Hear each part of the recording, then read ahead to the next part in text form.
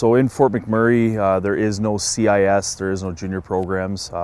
So 2014, we actually got started, filed for our nonprofit. We're approved by the league. We presented a business case to be a part of the AFL, a part of the Canadian Major Football League, and we were approved and successful. First year was 2014, went 4-4, lost in the semis of Alberta.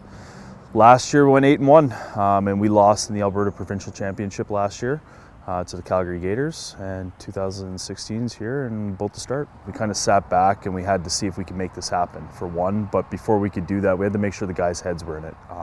Obviously families, financials, jobs, security, you know, and then also playing out of a new city took a big effect, so we wanted to make sure we did that before we jumped the gun and folded or kept the team.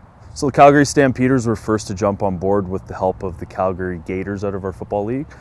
So they got us in contact with them. They stepped up huge with about 30 helmets, 20 pieces of shoulder pads, and some other stuff.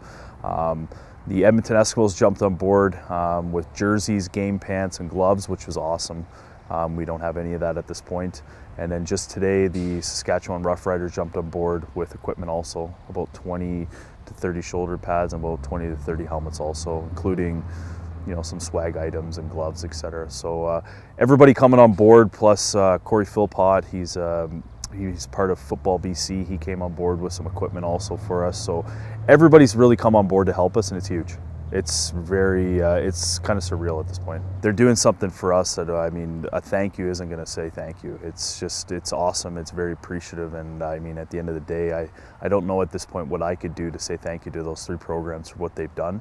And then also the numerous amount of support that we've got from the community, from other avenues that maybe aren't as big as the CFL. You know, last night was our first practice, and really helped, you know, get some dust off. We haven't practiced in a few weeks, and helped me get focused again. I know we weren't sure what we were going to do with our season at first, and I wasn't sure, but as soon as we knew we were going to start a season, like, just full go again, back in the gym, back to focus, and it's really helped.